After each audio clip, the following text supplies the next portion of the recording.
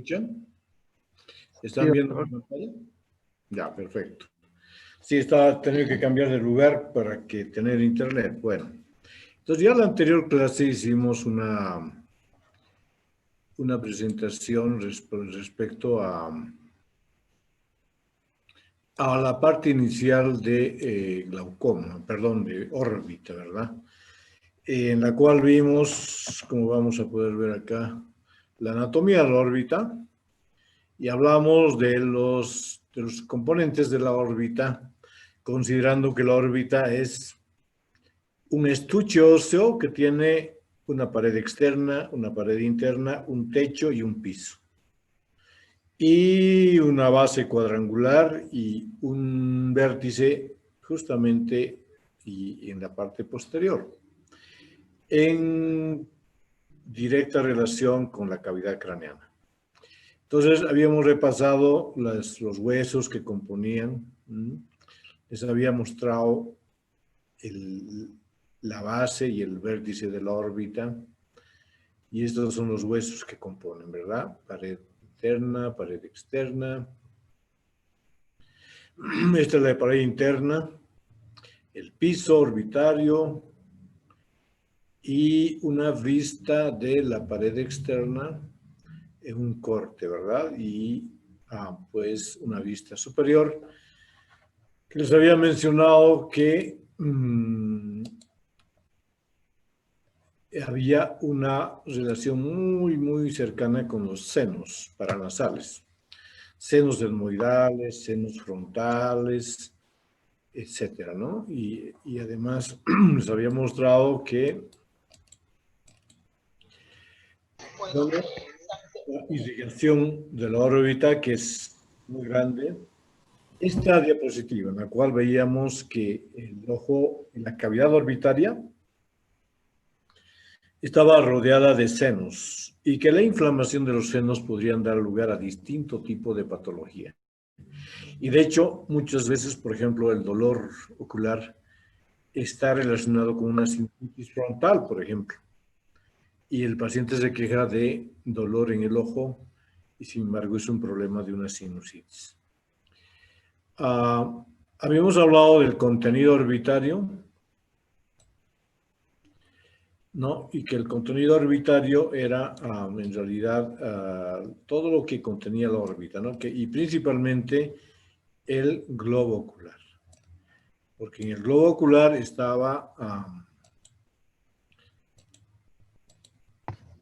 era el estuche óseo que da la órbita, ¿verdad? Eso es lo que vimos la anterior clase y además una valoración clínica, ¿no? ¿Cuáles eran los síntomas que daba la patología orbitaria? Entonces, como la órbita en realidad no es un órgano como por ejemplo, cuando hablamos de córnea, estábamos hablando de capas de la córnea, curvatura de la córnea, forma de la córnea, diámetros de la córnea, un montón de detalles que son propios de esa parte del ojo. Pero en órbita no, en órbita es una cavidad. Y en la cavidad hay muchos elementos y principalmente el globo ocular.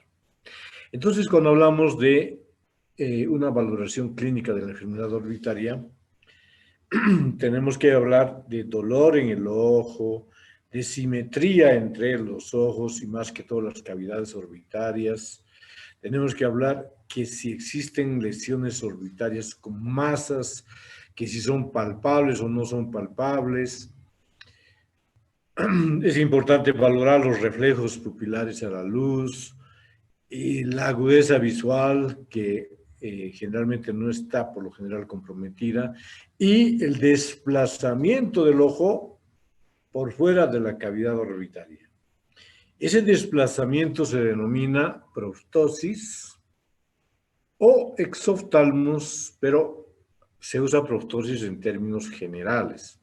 Por ejemplo, si un tumor que se origina dentro de la cavidad orbitaria protruye el ojo hacia adelante, estamos hablando de una proptosis. Pero si hablamos de una proptosis producida por un problema endocrinológico, como es, por ejemplo, la patología de la tiroides y la tirotoxicosis y todo lo demás. Entonces hablamos de exoftalmia. Y hay que saber medir la proptosis, ¿no? Entonces el ojo tiene una relación con la base de la órbita, y cuando el ojo protruye, entonces está 1, 2 milímetros, 3, 4 milímetros por delante de esa posición normal. Y para eso se usa el exoftalmómetro de Hertel. Esto se llama exoftalmómetro de Hertel, y acá una vista lateral, que mide la distancia del ápex orbitario al reborde orbitario externo. Y esta no debe ser mayor a 20 milímetros. Cuando es mayor a 20 milímetros hablamos de una proptosis. También podríamos usar en un caso de que estos equipitos no son caros, pero normalmente no están al alcance de los médicos porque son equipos de hospitales, ¿verdad? Y uno a veces tiene consultorios que no necesariamente van a tener todo el equipamiento de un hospital. Podemos evaluar, por ejemplo, con una reglita milimetrada, desde el reborde orbitario al ápex de la córnea. Y es lo mismo, si es más de 2 centímetros, más de 21 milímetros, se habla de proptosis. Este es un caso, por ejemplo, que muestra una pseudoproptosis, porque ustedes saben que el globo ocular en el miope elevado es grande, entonces sobresale de la cavidad orbitaria. Pero es un ojo, pero no hay aquí un problema orbitario, simplemente es un ojo miope con una miopía muy elevada que está generando que el ojo salga para adelante. Entonces habíamos hablado que los exámenes como la tomografía, la resonancia, etcétera, nos daban eran muy importantes para el estudio de la órbita, porque la órbita, al ser una cavidad cerrada, pues uno no está viendo la lesión. Está suponiendo que puede haber un tumor, una infección, una inflamación, no sé qué. Entonces, esos detalles por ejemplo, de saber, como en este caso, que hay una masa tumoral por detrás, entonces nos lo da solamente la tomografía computarizada o la resonancia magnética. Gran parte de los problemas orbitarios son tumorales. Por eso aquí es de vital importancia, por ejemplo, lo último que dice acá, la biopsia de aspiración con aguja. Entonces, uno punciona el tumor, absorbe y salen células y puede decir qué tipo de tumor es. Aquí había una explicación de cómo valorábamos con la resonancia magnética una clasificación para poder evaluar mejor. Eso ya lo vimos en la anterior clase. Y indudablemente la toma de la biopsia para estudio histopatológico era lo más importante y que nos daba un diagnóstico etiológico. Bueno, aquí ya todo eso vimos la anterior clase. Y la clasificación nos da algunos datos, fíjense. Patología infecciosa, celulitis orbitaria y preceptal. Patología inflamatoria, pseudotumores, exoftalmias o inflamaciones no específicas o específicas. Patología vascular, los hemangiomas, capilar, cavernoso, malformaciones venosas, linfangiomas, etc.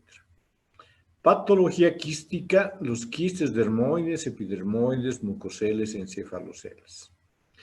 Y la patología tumoral. Entonces, como dentro del orbital hay muchos tejidos, podemos ver tumores del tejido óseo, sarcomas de la glándula lagrimal, nerviosos del nervio óptico y además, por ejemplo, de los músculos, el rhabdomiosarcoma, o por vecindad de los senos paranasales, o metástasis de otros órganos. Por ejemplo, un carcinoma de cuello uterino puede dar una metástasis a la órbita y generar un tumor en la órbita. Entonces son tumores metastásicos. En la clase de hoy día vamos a ver todas estas patologías, excepto pienso que no nos va a alcanzar el tiempo para la patología tumoral. Eso lo veríamos en la próxima clase.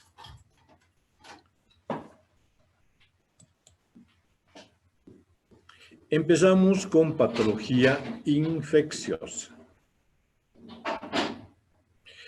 Entonces, ¿qué ocurre con la patología infecciosa? Tenemos dos tipos de elementos, ¿no? Uno, la celulitis preseptal y la celulitis orbitaria.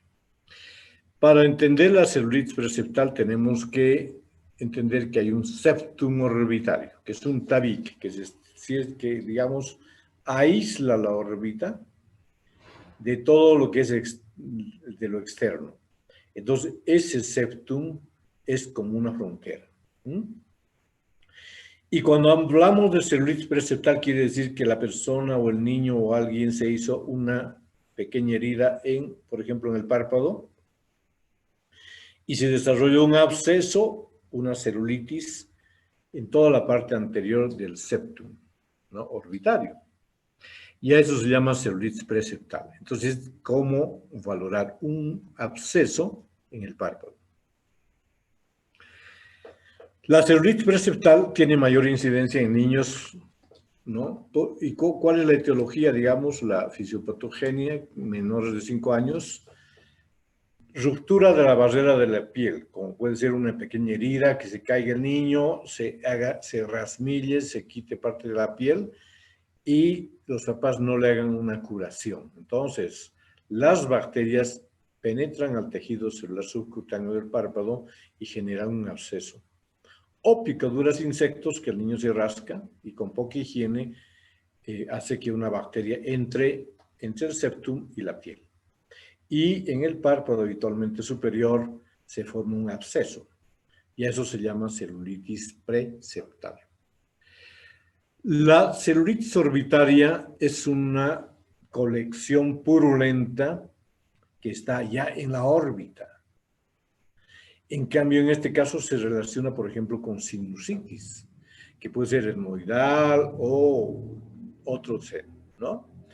En específico, como dice acá, la sinusitis etmoidal es el 84 al 100% de los casos, al menos en niños. Los procedimientos dentales que puedan infectar el seno maxilar también. Traumatismos penetrantes de órbita, cirugías orbitarias, periorbitarias, son las causas exógenas. Y las endógenas, que son mucho más raras, entonces son sepsis, que la bacteria ha ido por vía hemática, o endoftalmitis, que el ojo se ha llenado de pus y ha pasado a la órbita. Entonces, no se olviden, celulitis preseptal y celulitis orbitaria. Aquí tengo una imagen muy interesante porque está mostrando lo siguiente, ¿no? Miren, está la órbita, la cavidad orbitaria. Tenemos el globo ocular y con todos los elementos de la cavidad orbitaria. Y aquí está el septum. Vean, el septum. Este septum ejerce una protección para que ninguna bacteria pueda entrar fácilmente al ojo. Entonces, cuando una bacteria infecta la piel y se produce una colección purulenta delante del septum, se llama celulitis preseptal. Celulitis preseptal.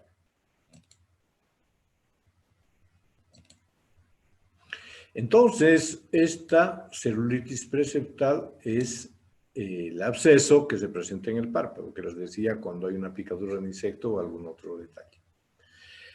Puede haber, en este caso estamos hablando de una entidad relativamente benigna porque drenando el absceso y haciendo el tratamiento, pues está solucionando el problema. Pero existe otro elemento que es la celulitis orbitaria. Aquí la cosa está más complicada. ¿Por qué? Porque la colección purulenta está en la cavidad orbitaria y está afectando la grasa orbitaria que resulta ser un caldo de cultivo. Esa es la celulitis orbitaria difusa. También a la tomografía podemos encontrar abscesos superiósticos acaba lo mismo. Y en algunos casos se complica porque la infección pasa hasta el seno cavernoso y se produce una trombosis del seno cavernoso. Entonces, en la clasificación de estos autores tenemos celulitis preseptal, celulitis orbitaria con o sin complicaciones intracraneales, que la complicación intracraneal sería la trombosis del seno cavernoso, absceso orbitario, abscesos intraorbitarios o abscesos subperiósticos. Esta es la clasificación de Yang y Rubin. Bien, entonces, vamos a ver. ¿Cuál es la etiología? ¿Qué bacterias principalmente digamos, son las responsables de estas celulitis o de estas infecciones? Antes era el neumococo, pero cuando ya se empezaron a vacunar para el neumococo, ya eso dejó de ser la principal causa.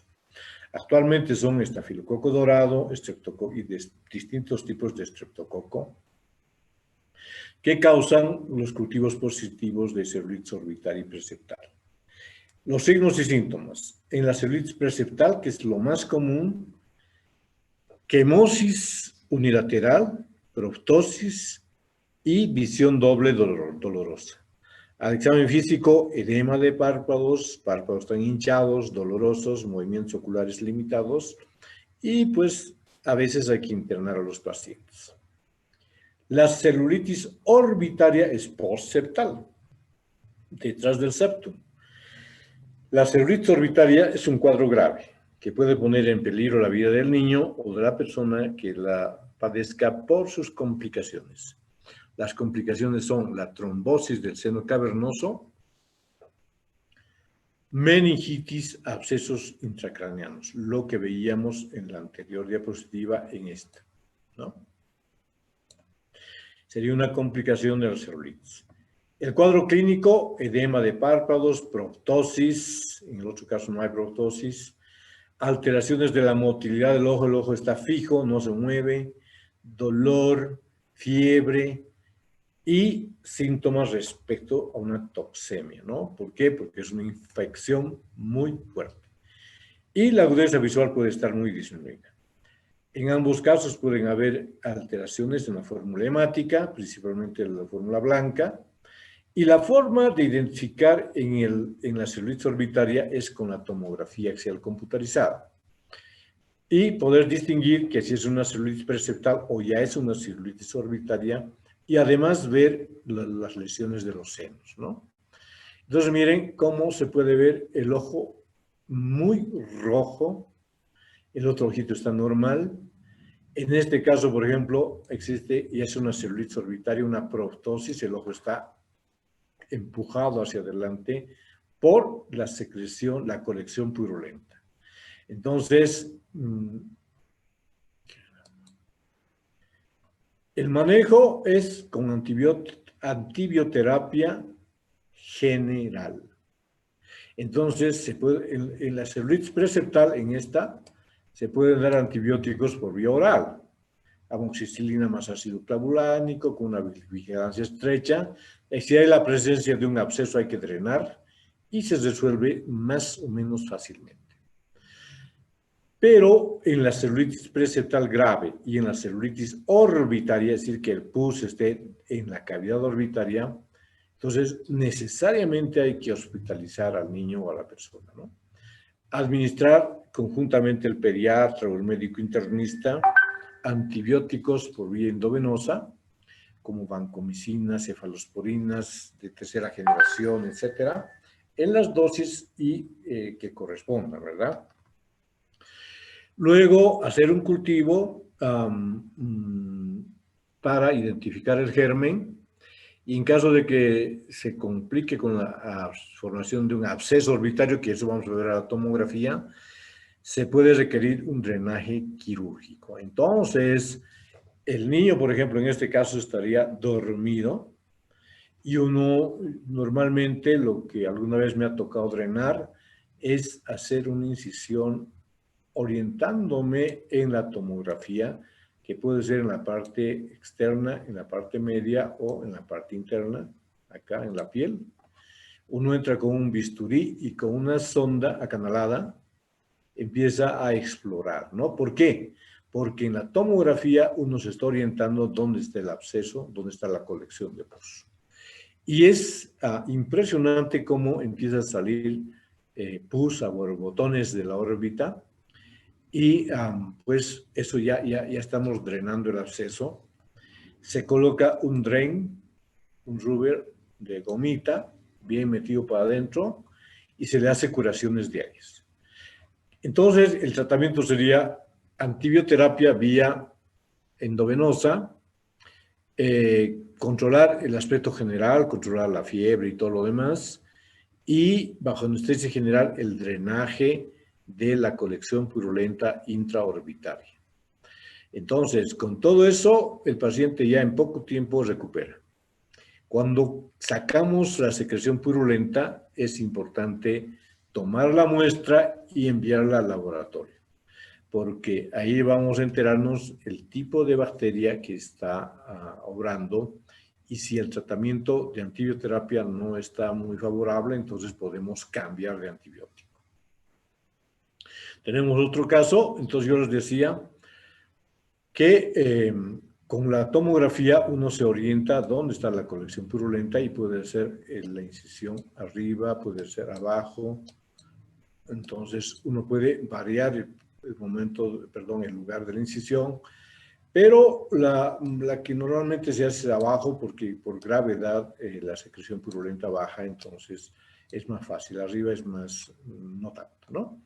En esta diapositiva está mostrando además, como les decía, en esta que hay un velamiento de los senos etmoidales. En esta que hay una sinusitis etmoidal y una sinusitis maxilar. Entonces, en algunos casos hay que entrar con el otorrino para que haga el tratamiento propio de su especialidad, ¿no? Y trate estas infecciones de los senos. Pero nosotros tratamos la celulitis orbitaria en sí. Aquí otro caso parecido. Fíjense, este paciente no va a estar tranquilo. Este paciente va a estar muy dolorido, con un síndrome febril importante, decaído, molesto.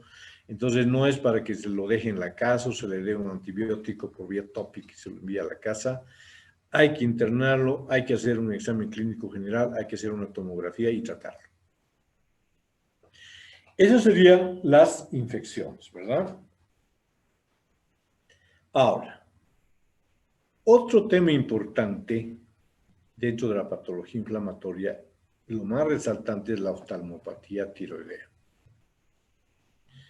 No dejemos, no olvidemos que ustedes están en cuarto año y en quinto año probablemente ya van a llevar endocrinología y ahí pues van a llevar las enfermedades de la tiroides. En este nivel, en cuarto llevan endocrinología o en quinto. Jóvenes. ¿En cuarto en o quinto, doctor? Ya, entonces, esto es para el año que viene. Pero de todas maneras ya tener una idea, ¿no? La oftalmopatía tiroidea, ustedes han escuchado hablar de la enfermedad de Graves, ¿no es cierto? Y los franceses se refieren a ella como disfunción tiroidea y otros europeos la llaman enfermedad de Basedow. Pero en general es la enfermedad de Basedow-Graves la que se produce por un problema tiroideo que va a generar un problema orbitario. Entonces hay que distinguir la tirotoxicosis, que sería un aumento de la hormona tiroidea en sangre y con todos los síntomas, que son muchísimos presentes, de la orbitopatía distiroidea, que pueden ir juntas o separadas. Muchas veces no hay problema tiroideo y sí hay una orbitopatía distiroidea.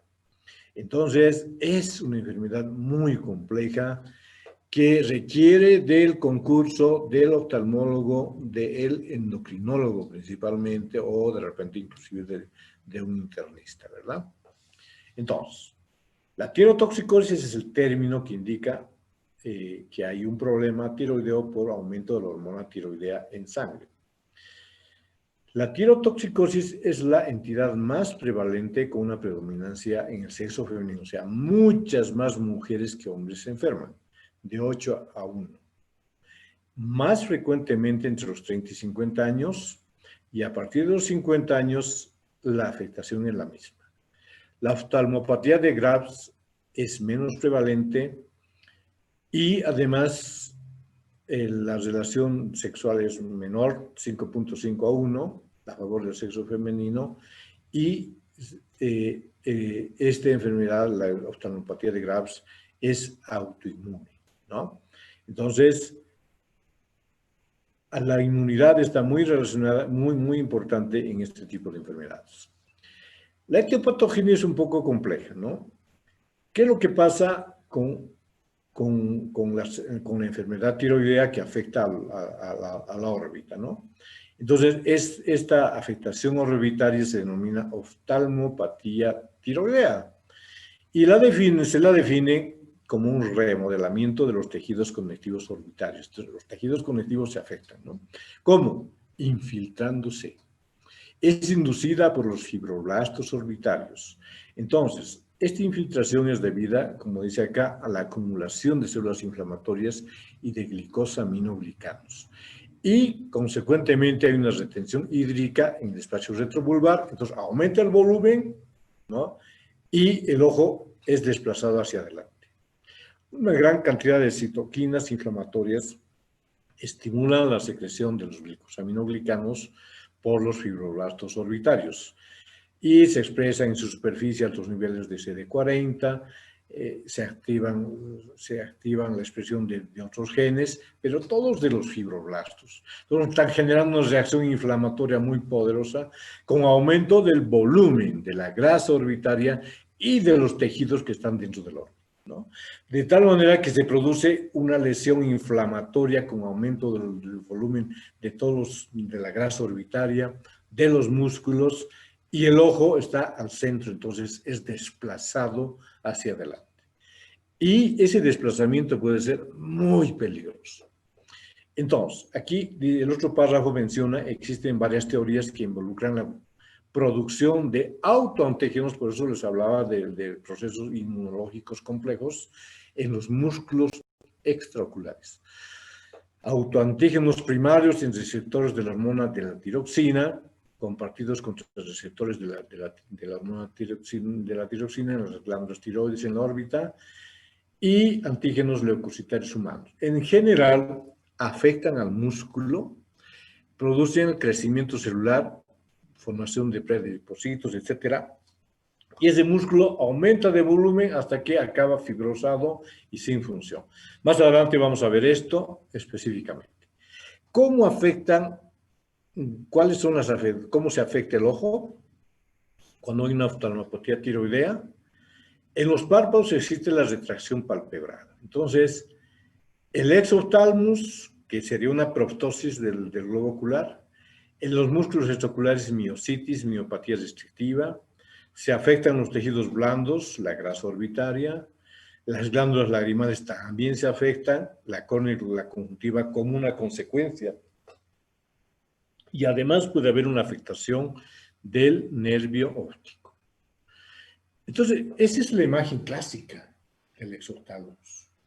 Entonces, ustedes recuerdan que yo soy muy exigente en cuanto a la semiología, a los que llevan conmigo la semiología, y a la relación párpado-globo ocular. Entonces, el párpado normalmente debe cubrir 2 milímetros del limbo, ahora es 12.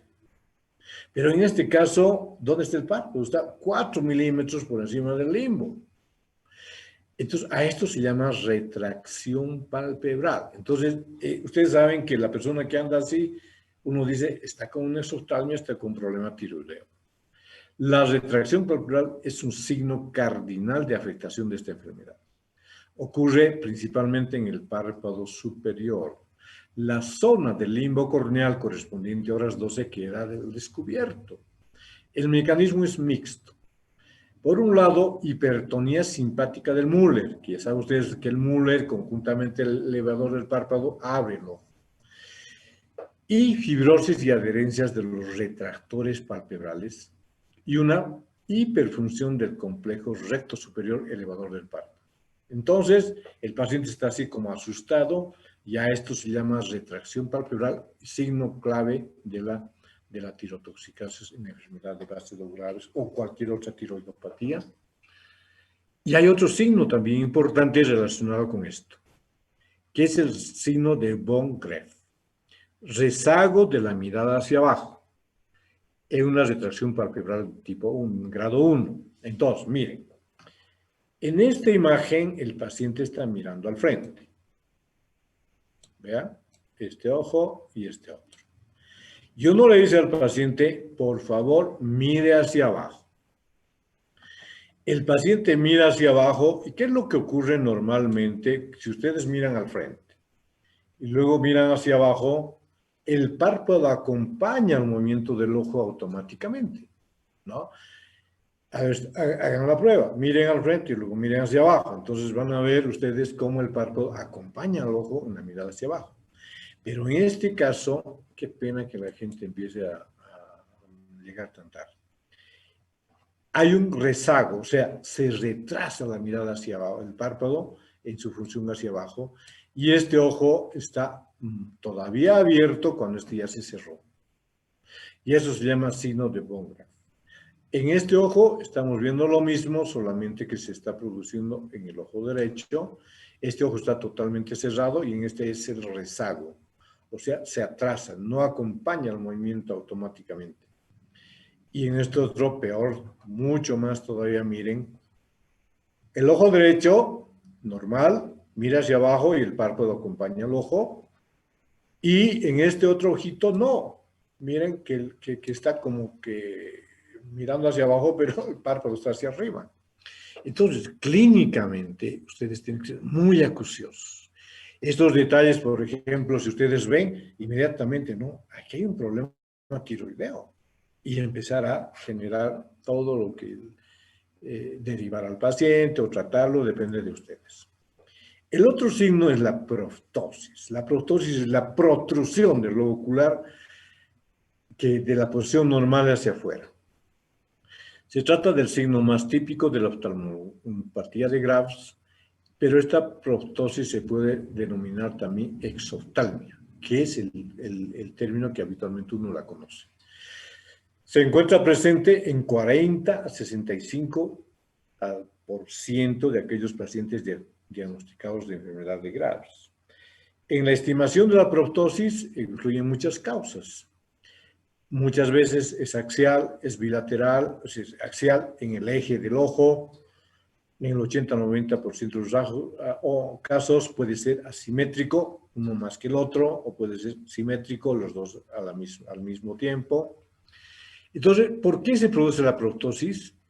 Yo ya les había hablado que hay una reacción fibroblástica de citoquinas, de un montón de elementos que van a generar un aumento de volumen del contenido orbitario. Entonces, el contenido es, digamos, mayor que el continente y el ojo está empezando a ser protruido. La proptosis se produce por la infiltración de la grasa de los músculos y glándulas lagrimales, linfocitos, células plasmáticas y mucopolisacáridos que son muy hidrófilos, entonces se hidratan. Se añade un trastorno mecánico de retorno venoso con el consiguiente edema. Entonces yo aquí les había mencionado, porque estaba esto un poco, digamos, árido. Pues, ¿pero de qué me está hablando? Yo les hablaba del remodelamiento de los tejidos conectivos orbitarios y la infiltración, y les hablaba de células inflamatorias de glicosaminoglicanos, retención hídrica, citoquinas inflamatorias, porque hay un proceso inflamatorio muy severo, etcétera, y me estaba refiriendo a eso. Pues eso es lo que tienen que aprender para entender por qué se protruyen los ojos. Bien. Entonces, hubo muchas causas y finalmente esta imagen que realmente es muy penosa. Por otro lado, también les había hablado yo de que aquí, de que se producen autoantígenos primarios, ¿no? Todo esto está acá, y afectación de los músculos extraoculares. Entonces, esta es la etiopatogenia de eso. Y la consecuencia clínica es esto, ¿no? Hipertrofia muscular por infiltración de las vainas de los músculos y de las fibras musculares, que afecta más la porción ventral del músculo. Entonces, este proceso inmunológico advierte la presencia de leucocitos, incremento de la permeabilidad vascular, producción de los glicosaminoglicámonos que habíamos mencionado, por los fibroblastos, etc. Y se produce una inflamación del músculo. La miositis, cuando el paciente, por un X o Z motivo, se queda mucho tiempo con el problema, entonces se produce una atrofia del músculo. Y la proliferación del tejido conjuntivo da lugar a fibrosis. Los músculos son menos distensibles, aparecen restricciones en los movimientos y visión doble por efecto mecánico, ¿no? La oftalmopatía restrictiva. Y fíjense acá, este músculo que está más o menos, no es muy grueso, pero si ustedes se fijan, este recto interno, totalmente infiltrado, acá lo mismo, recto interno totalmente infiltrado, y lo mismo pasa con el recto externo, ¿verdad? Entonces, ¿qué pasa cuando estos músculos, los extraoculares, son, cuando vimos estrabismos, recuerdan, yo les mostré unos fascículos hermosos, con una motilidad pero finísima, que ustedes pueden seguir el movimiento de un avión sin perderlo de vista.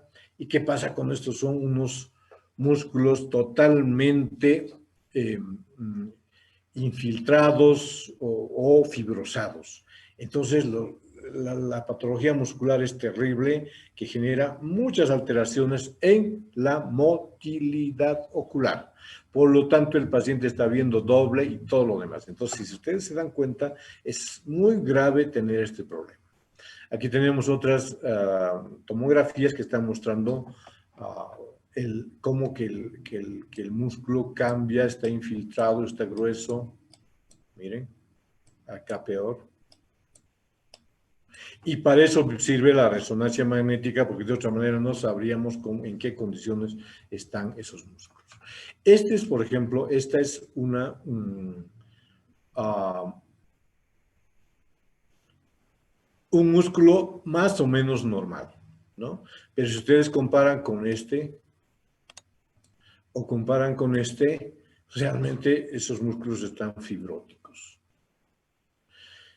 ¿Qué pasa con la grasa orbitaria? Entonces, el aumento de la grasa, entonces dice acá, aparece un aumento de volumen de la grasa en los compartimientos extracónicos, o sea, fuera de los músculos, y preceptal. Oftalmopatía infiltrativa de la grasa. Esta parte es importante. Esto, grábenselo en la cabeza. El aumento de volumen de la grasa se produce por infiltración celular y edema de sus tabiques conectivos, no existiendo hiperplasia de la misma. Entonces, entre paréntesis, igual cantidad de grasa, pero con mayor volumen. Entonces, muchas veces el criterio es de que en esta enfermedad la grasa aumenta la cantidad de grasa, pero no es así. La cantidad de grasa es exactamente igual porque no se produce un aumento de la grasa. Lo que sí se produce es un aumento en el volumen por estos procesos infiltrativos que ya les he mencionado. Y además, porque como están presionando todo, hay una alteración del retorno venoso en el territorio de la vena oftálmica superior. Además, existen lesiones en los párpados. Y por eso la típica imagen del enfermo tiroideo que tiene unas bolsas tremendas en sus párpados y los ojos protruidos, ¿no? Entonces, en el área preceptal delante del septum orbitario, la hernia grasa y el edema dan lugar a bolsas que recuerdan una blefalochalasia. El edema de larga evolución ocasiona hiperpigmentación. Miren, está más oscurito esto. Cutánea periocular más acusada por la mañana. Entonces, esta es la imagen típica, la de la izquierda. En la de la derecha, miren, un buen médico argentino ha publicado estas fotos. Se ve un aumento de la grasa orbitaria muy importante que está desplazando el ojo hacia adelante y de aquí se están formando por el edema y todo lo demás, cambio de color y unas bolsas. Entonces el doctor opera, descomprime la grasa orbitaria, hace una cirugía palpebral y miren ustedes el resultado. De esta persona a esta otra es una persona totalmente diferente. Esto no se consigue en un médico oftalmólogo general, sino son médicos oftalmólogos que están dedicados a la parte de órbita y cirugía estética y plástica. Entonces ellos son los que consiguen estos resultados, pero no harían nada si no tuvieran el apoyo del endocrinólogo que también está tratando la enfermedad. También se afectan las glándulas lagrimales. Al igual que en la grasa, la oftalmopatía infiltrativa produce una hipertrofia de la glándula que se hace palpable en su porción palpebral. Aparece móvil, de consistencia firme, o sea, estamos hablando de la glándula lagrimal. Y la glándula lagrimal está acá, en el ángulo externo del ojo, del techo orbitario, ahí tiene la fosita lagrimal, y normalmente no se la palpa. Pero cuando la glándula está hipertrofiada, entonces ustedes pueden palpar la glándula. En fase de infiltración fibroblástica se produce destrucción de los acinos y es una causa para ojo seco, lo que agrava las manifestaciones de la enfermedad en polo anterior. Y si ustedes se fijan en esta diapositiva que la puse ahí adrede, es porque hay una oftalmopatía muscular tiroidea. Entonces, miren, el un ojo está mirando hacia arriba y el otro está mirando al frente, un poco hacia abajo. Entonces, ustedes se dan cuenta de la gran distorsión en la visión de esta persona. O sea, sufren mucho. ¿Qué pasa cuando el ojo está protruido hacia adelante y el párpado, que es una protección importante, no cumple esa función? Entonces, se afecta también la córnea y la conjuntiva. La exoftalmia o la proptosis, que es lo mismo, y la disminución del parpadeo espontáneo, porque claro, el ojo está protruido, entonces no permite una función palpebral adecuada, y la retracción palpebral que le estamos viendo acá bien, ahí, produce una queratopatía por exposición. Entonces la córnea está expuesta, no hay protección, se deseca de gravedad variable. Entonces, en las formas leves, cuando la exposición es mínima, es apenas un punteado en la córnea cuando uno le pone fluoresceína. Pero si la exposición es mayor, se puede producir una desepitelización mayor, se produce una úlcera corneal en el área de la hendidura palpebral. Inclusive puede perforarse la córnea por una infección. Entonces, este es un tema muy importante. El ojo está muy rojo, crónicamente, hay un edema de la conjuntiva y los pacientes están muy agobiados porque tienen prurito, tienen sensación de cuerpo extraño,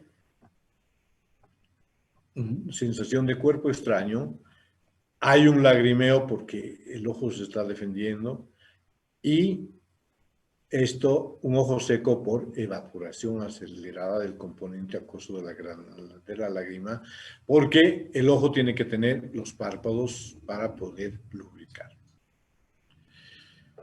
Aquí vemos otras imágenes en la cual, por ejemplo, vemos una proptosis bilateral, podemos ver una inflamación muy severa en los ojitos, con edema palpebral, quemosis y una proptosis aumentada. Miren, aquí vemos una retracción palpebral muy importante, hay una desviación del ojo hacia adentro por la miositis, y porque hay una, como dice acá, una fibrosis del recto, o de los músculos rectos inferior y medial. Entonces, hay un problema muscular, un problema de la grasa orbital y de todo.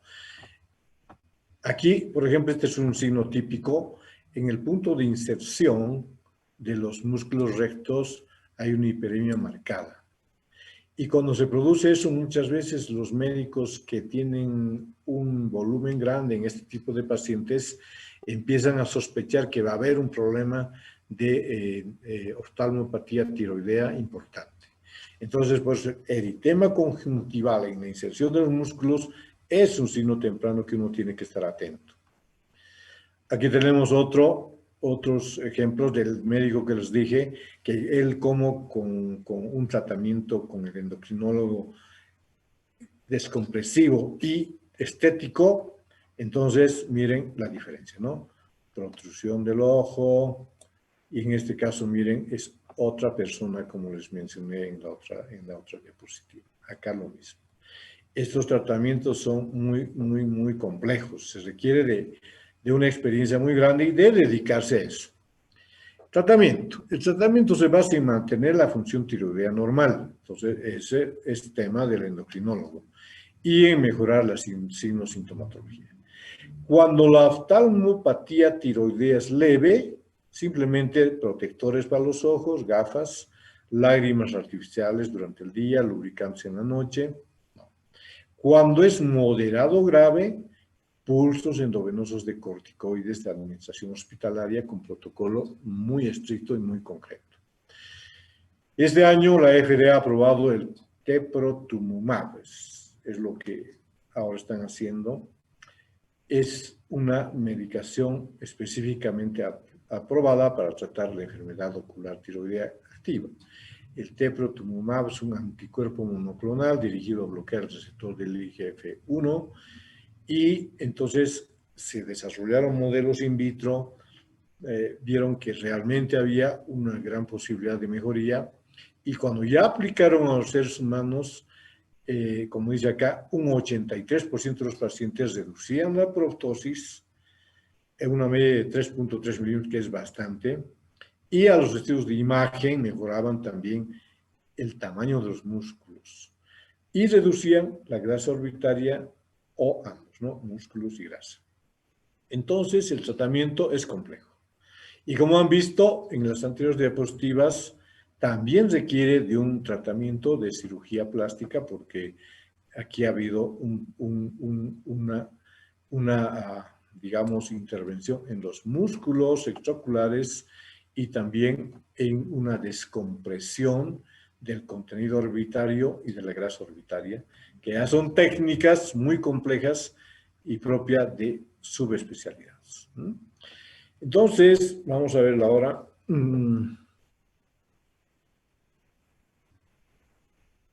Ya. Tenemos de repente que entrar a otro tema, ¿no? El otro era oftalmopatía tiroidea. Entonces, se han dado cuenta, muy grave. Afectación del contenido orbitario que puede acabar con el ojo. El ojo no está enfermo, es lo que le rodea. Pero entonces muchas personas pueden quedarse ciegas si no se trata. Cuando hablamos de patología vascular, hablamos de hemangiomas. Ustedes saben, los hemangiomas son de dos tipos, el hemangioma capilar y el hemangioma cavernoso. Entonces, ¿en qué edad se presentan los hemangiomas? Principalmente en la primera etapa de la vida, ¿no? Se presentan durante el primer año de vida y son más frecuentes en las niñas respecto a los niños.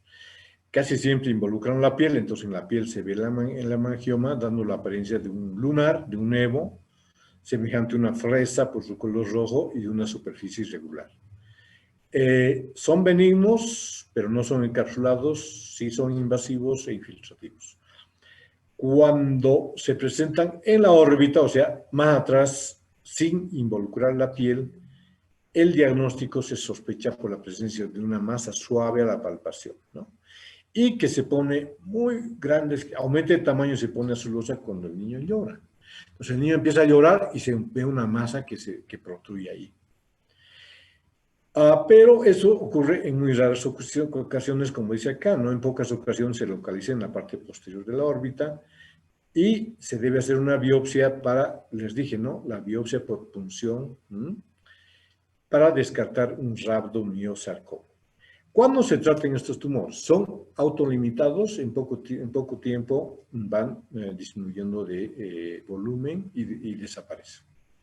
Pero cuando hay toxis palpebral en un niño pequeño, o producen que pueden producir complicaciones como ambliopía por deprivación, entonces hay que proceder, ¿no? Hay que tratarlo. ¿Cuál es el tratamiento? Administrar corticoides sistémicos o intralesionales. La cirugía de exéresis solamente en casos orbitarios con una proptosis extrema. Pues miren, esta es la característica. Fíjense cómo se ve aquí la hemangiomita, que parece evidentemente una lesión bastante de un color rojo intenso. Aquí el hemangioma está más, digamos, mayor extensión. Y este es otro caso típico de hemangioma que está acá, ¿no? Se puede ver un acercamiento. Entonces estos hemangiomas se ven así como unas... Pero lo más importante es que puede desaparecer, ¿no? Es el tumor más frecuente de la infancia, de áreas orbitarias y periorbitarias. Crece durante el primer año y después regresiona espontáneamente. Entonces uno va viendo que va perdiéndose. Y desaparece completamente a los 7 años. Pero, ¿qué pasa cuando, en este caso, en ambos casos hay una ptosis palpebral que está empezando a afectar la función ocular, ¿no? Entonces, en estos casos se inyecta, como dice acá, una inyección de 40 miligramos de triamcinolona más 6 miligramos de betametasona, una inyección perilesional. Entonces, alrededor del tumor se inyecta y miren cómo prácticamente desaparece al poco tiempo, ¿no? En los dos casos el resultado es muy espectacular. Esto lo hacen los oftalmólogos pediatras y, bueno, tiene una solución, digamos, relativamente aceptable, ¿verdad? El hemangioma cavernoso, entonces, el otro era el capilar, este es el cavernoso, es el tumor orbitario benigno más frecuente en adultos. Entonces aquí podemos ver el hemangioma cavernoso. Bueno, en primer lugar, el ojito está protruido, ¿no? Aquí no se aprecia mucho, pero el ojito está salido hacia afuera, ¿no? Le hacen la tomografía y aprecian que aquí hay un tumor, ¿no? Pues hay que ver qué tipo de tumor, si es un tumor nervioso, si es un hemangioma, etcétera. Y claro, con los datos clínicos uno puede presumir que es uno u otro, ¿no? Tratamiento, excisión quirúrgica completa, pero por lo general, como yo les decía, la pared externa de la órbita, ¿no? Esta que estoy marcando de rojo, se la quita. Y a través de eso uno ve el tumor y lo quita, ¿verdad? Entonces dice acá, excisión quirúrgica completa que generalmente requiere orbitotomía lateral con eliminación del hueso, o sea, la pared lateral de la órbita. Indicada en casos que cursen con exposición corneal severa, neuropatía óptica compresiva o diplopía intratable. Aquí tenemos nuestro hemangioma cavernoso con algunas imágenes que se puede ver claramente acá, el hemangioma, y acá lo mismo. Entonces, cómo se produce una proptosis y cuando ya están afectando el nervio óptico, etcétera, entonces se hace una orbitotomía, bueno, la hacen los médicos que se dedican a esto y quitan el hemangioma. Entonces, pero es un tumor benigno, buen pronóstico, pero requiere de una especialidad que son aquellos médicos que dedican a los oftalmólogos que se dedican a la cirugía plástica y orbitaria, que además siempre están apoyados son equipos que se forman, plásticos generales, endocrinólogos y oncólogos, ¿no? Porque si es un tumor maligno, entonces de repente hay que hacer una quimioterapia o alguna cosa, y si es un tumor benigno, probablemente no. El otro tipo de tumor es el linfangioma, ¿no? Tumor congénito de los vasos linfáticos. Se ve más a menudo en adolescentes, caracterizado por episodios repetidos de hemorragias con forma de quistes, color chocolate. Pues miren el linfangioma que está afectando la conjuntiva. Entonces sí, es igual, ¿no? Hay que hacer una excisión quirúrgica. Y aquí vemos otro linfangioma. Pero claro, indudablemente, clínicamente es muy difícil decir este es un linfangioma u otro tipo de tumor. Lo que hay que hacer es quitar el tumor y hacer un examen anatomopatológico que nos va a indicar que si es un hemangioma o es un linfangioma o qué. Pero la clínica sí, pero en aquellas personas que están habituadas, acostumbradas a esto, ¿no? Bueno, entonces, como ya son prácticamente las 18, entonces, perdón, casi las 19, vamos a quedar acá. La próxima clase empezamos con patología quística, los quistes dermoides, etcétera. Y acabamos esto y entramos a trauma ocular. Perfecto. Entonces ahora este capítulo de órbita es un poquito como que tiene varios elementos, pero son bastante interesantes. En todo caso, si tienen alguna preguntita, algo en particular, sí me pueden comentar. ¿Hay algo en particular? Porque son temas un poquito complejos, no son temas muy fáciles de abordar. Buenas noches, doctor. Disculpe, yo tenía una pregunta con respecto a la etiología de la endoftalmitis. Quería saber si es que es exclusivamente por una sinusitis o puede producirse por alguna otra patología. Mira, a mí lo que me tocó vivir unos 2 o 3, he tenido en adultos unos 3, en toda mi vida profesional, unos 3 casos de celulitis orbitaria. Y fíjate que no ha sido lo teórico.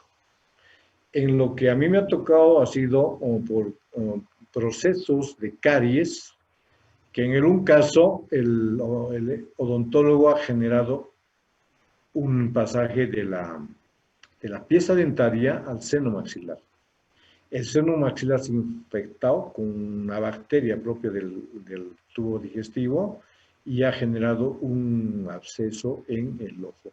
Y son los procesos dentarios los que a mí me ha tocado ver más. O porque el paciente se deja mucho y se producen unas caries horribles, o porque el odontólogo ha sido una iatrogenia del odontólogo. Y en los niños sí, la sinusitis es muy alta. Entonces hay una variedad de elementos, ¿no? Y también a veces por heridas, ¿no? Que se producen, digamos, infectan la grasa orbitaria. Entonces tú me preguntabas y me decías si solamente era por los senos, ¿cierto? Aparte de los senos, los procesos dentarios, etcétera, son importantes. ¿Alguna otra preguntita más?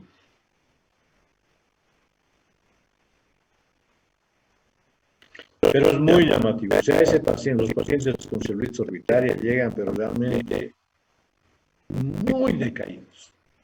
Con un síndrome febril horrible, están sudando y doctor, mi ojo y el ojo está así. Yo en una oportunidad recibí un paciente que tenía una, entre comillas, celulitis orbitaria. Entonces me lo derivaron, me dicen, doctor, aquí hay una celulitis orbitaria, por favor, si lo podía tratar. Pero yo veía que no era tan típica de la celulitis orbitaria, pero estaba muy hinchado, estaba inflamado. Y cuando le mandamos a hacer la tomografía, entonces si yo no hubiera tenido el cuidado, porque a veces el problema económico es lo que manda, hágase esta tomografía, no, doctor, no tengo plata. Bueno, entonces vamos a entrar, vamos a sacar la secreción y listo. Yo le mandé la tomografía y no era una colección purulenta. Era una metástasis de un problema de cáncer de cuello uterino. Entonces era un tumor metastásico. Pero parecía un problema de una celulitis orbitaria. ¿Alguna otra pregunta? Doctor, y con respecto a la celulitis orbitaria, me mencionó que es bastante mortal en cuanto a los niños. ¿Esto se debe por algún factor de septicemia? Mortal no, severa, sí. Pero yo mortalidad, digamos, que entre dentro del cráneo y que de repente infecte el seno cavernoso y se produce una encefalitis, algo, Yo no he visto nunca. Inclusive, yo no trabajo en el hospital de niños, pero una oportunidad me llamaron, me dijeron, mire, estamos 2 semanas queriendo que el médico del Hospital General nos resuelva este problema y todos quieren llevar a La Paz y el niño no tiene para ir ni siquiera yo tal. Entonces yo subí al hospital donde se hicieron los niños y hice un drenaje, pero no es mortal, digamos, ¿no? Así no es que sea una gran mortalidad, no. Pero sí puede perder el ojo y se puede producir una complicación que yo la verdad no la he visto en el cerebro, ¿no? En el seno cavernoso. ¿Alguna otra pregunta más? Doctor, buenas noches. Yo tenía una consulta. En el caso de la oftalmopatía tiroidea, si llega a provocar esta fibrosis de los músculos extraoculares que nos mencionaba, ¿cuál sería la forma más ideal de tratar esta fibrosis, además del control endocrinológico? Porque no tengo conocimiento de que estas fibrosis musculares en otras partes del cuerpo se tratarían con especie de masajes y eso, pero en este caso, ¿cómo se trataría? Claro, la realidad es no llegar a eso, ¿no? En realidad las fibrosis ya indican que el músculo ya perdió su función, ¿verdad? Entonces, lo que yo les mostraba esas imágenes, yo hice una revisión y hay médicos que están operando los músculos. Entonces hacen transposiciones de músculos, de los músculos que están más o menos bien y tratan de darle una funcionalidad. Pero yo pienso que lleguen a la fibrosis total, etcétera, es muy raro. Ahora ya hay muchas formas de tratar, ¿no? Pulsos de corticoides, ese medicamento que lo han aprobado ahora mismo. Entonces yo creo que llegar a la fibrosis quiere decir que es un paciente que se dejó o que lamentablemente está en un lugar que no tiene tratamiento alguno y los ojos se quedan así un poco como que sin mucho movimiento, ¿no? Entonces lo que les mostraba era gente que sí recibió un tratamiento muscular además. Entonces les hacían cirugía de estrabismo, ¿no? Cirugía de estrabismo.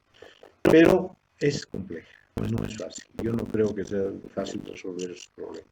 Si hay fibrosis ya no hay mucho que hacer. Lamentablemente no hay mucho que hacer. De repente poner el ojo en posición primaria para que el paciente pueda vivir algo mejor. Pero como usted dice, la fibrosis, nada, ya el tejido perdió su funcionalidad. Y no hay cómo hacer, ¿no? No hay otra forma. Entonces lo importante es tener un buen criterio clínico y derivarlos a los pacientes lo más pronto que se pueda. Gracias, doctor. No hay por qué. Otra preguntita.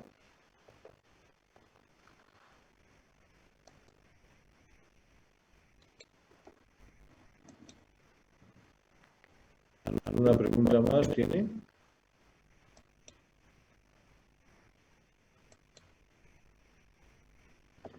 Bueno, entonces la próxima clase, vamos a ver, es igual un terreno, pues de la próxima clase, sí corresponde al oncólogo. Pero a mí me toca describirles los tumores que normalmente se presentan en la órbita, ¿no? Y algunos de ellos muy importantes como el rhabdomyosarcoma, que es en los niños, ¿no? Siempre el tema de los niños es inquietante, pues que son muy pequeñitos, ¿no? Entonces, el adulto a veces tolera mejor, tiene su seguro y todo lo demás, el niño pues está experto de los papás. Entonces, pero yo creo que de las clases siempre nos saca algo bueno. Entonces, cuando ustedes vayan, por ejemplo, ya estudien la oftalmopatía tiroidea y lleguen a endocrinología, les va a ser mucho más fácil entender el porqué, las causas y la etiopatogenia y todo lo demás, que para mí es un poco tan complicado porque yo no estoy el día a día en eso, ¿ya? Así que la próxima clase, como les digo, vamos a tocar acabar órbita y vamos a empezar trauma ocular. Trauma ocular tiene 4 elementos, ¿no? Contusiones, heridas, quemaduras, causticaciones, cuerpos extraños. Quemaduras y causticaciones y cuerpos extraños. Entonces vamos a ir viendo porque el tema de las emergencias en oftalmología es importante conocerlas porque uno de lo que todo el día todo el tiempo uno se cruza, ¿no? Ustedes van a hacer una guardia y va a llegar un paciente con que le entró un cuerpito extraño al ojo. El otro día va a ver que le saltó una chispa. El otro día va a ver que recibió una herida. Entonces, hay que saber resolver. O que le saltó calvo, o que le saltó la gotita, entonces, ¿qué hago? Entonces, estos son casos de emergencias en oftalmología que de una manera resumida les voy a dar. Y con eso prácticamente hemos acabado la asignatura de materia. Y vamos a ver de repente algún tema más pendiente que quede.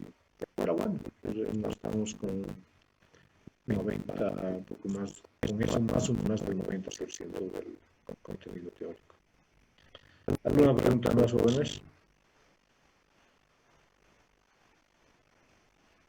Bueno, si no hay más preguntas, nada más retirarnos y pues que tengan un buen fin de semana y el próximo viernes nos volvemos a encontrar. ¿Está bien? Hasta luego, jóvenes. Gracias, doctor. Hasta luego, doctor. Gracias. Luego, doctor. Hola, doctor. Luego.